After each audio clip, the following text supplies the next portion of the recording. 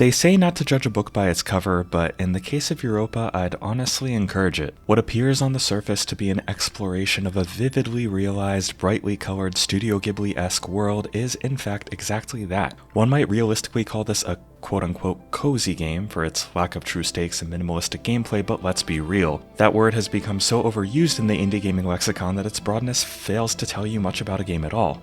So let's talk about what exactly Europa is and why you should definitely play it, albeit with expectations reasonably kept in check.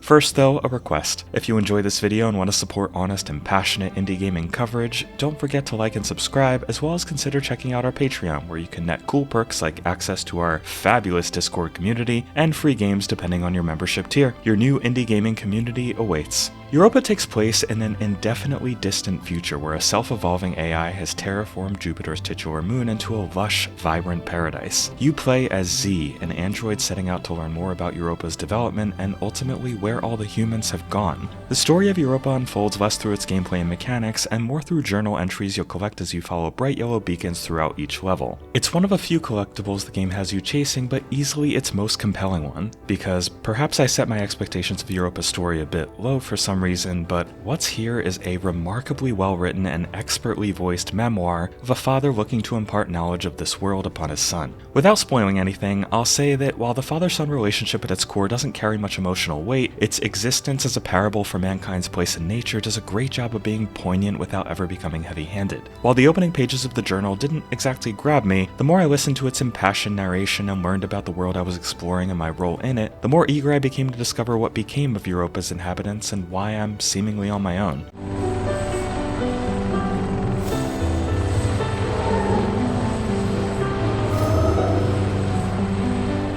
Ultimately, the answers deliver on the game's premise without ever chipping away at its wholesome core, and I think a lot of people are going to be moderately impressed by it. While I wouldn't call it the core reason to play the game, Europa's story is better than I expected, and is likely to catch some folks positively off guard. The broader reason to play Europa isn't necessarily the gameplay either, as what's here is perfectly serviceable as a 3D puzzle platformer, but arguably so simplistic in both its mechanics and difficulty that fans of either genre are unlikely to be satisfied by that alone. Z comes with an unusual jumping mechanic that requires holding down the A button to charge your jump and then releasing it, at which point you can hold it again in midair to gently float downward. He also has a jetpack which can be charged by various collections of floating blue sparks around the landscape and gives a few second burst of free flight before running out of juice. One of the game's collectibles is upgraded capacity for the jetpack, and while I never collected enough to make flight feel truly unrestricted, mastering the art of flying and gliding between fuel pickups was often a joy, with the feel of Z's movements satisfying enough to overcome most of the game's relative simplicity.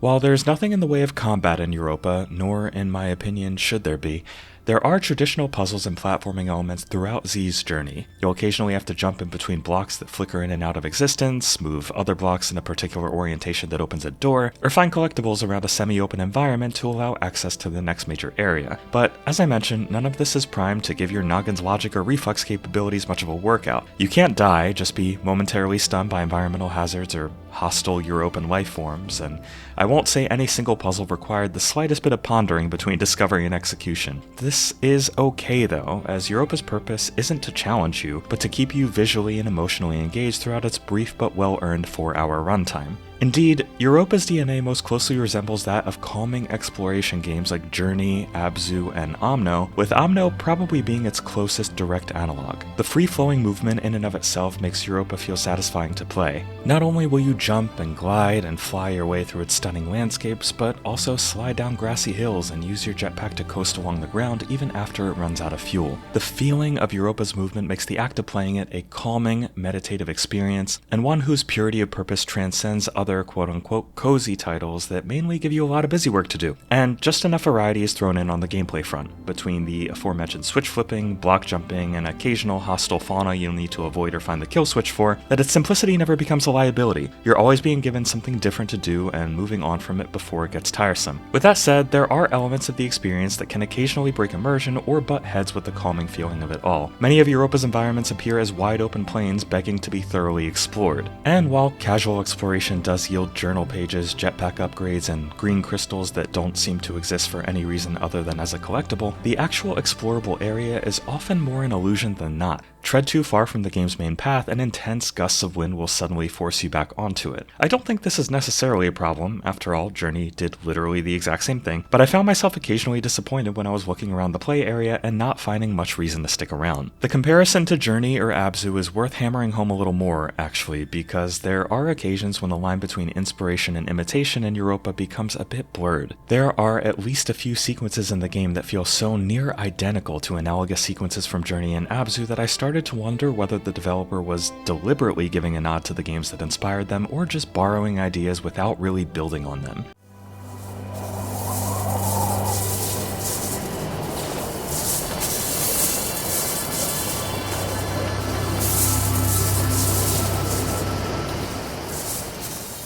The line there is thin, to be fair, but when viewed with the rest of the package, only encourages comparison to these games and makes Europa feel more like their little sibling than a qualitative equal. I think that happens more so because Europa lacks key moments where these gentle, reflective experiences often transcend into something briefly spectacular. Journey has astonishing sequences where you'll glide through glittering sand dunes with a spectacular soundtrack backing your ride, or the incredible feeling of traversing the desert alongside an anonymous human companion. Abzu has sequences where you'll swim through a school of hundreds of fish or dive into deep waters with a gigantic blue whale by your side. And while plenty of Europa's environments are screenshot bait in the best possible way, the act of playing it never quite manages to reach those same heights.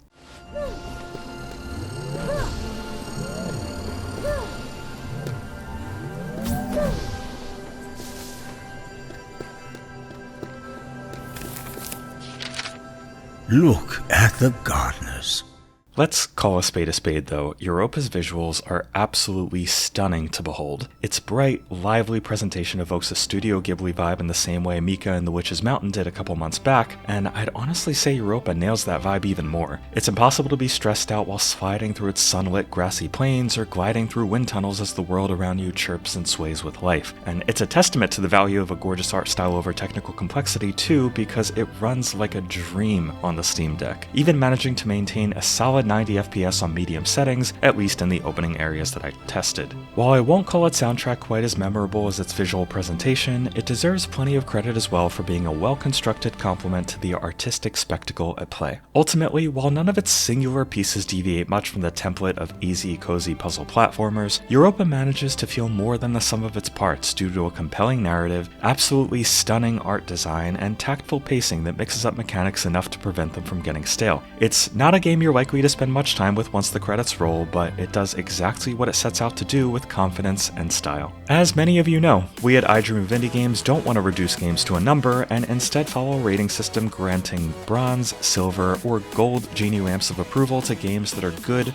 great, or absolutely essential, respectively. And Europa earns itself the silver genie lamp of approval.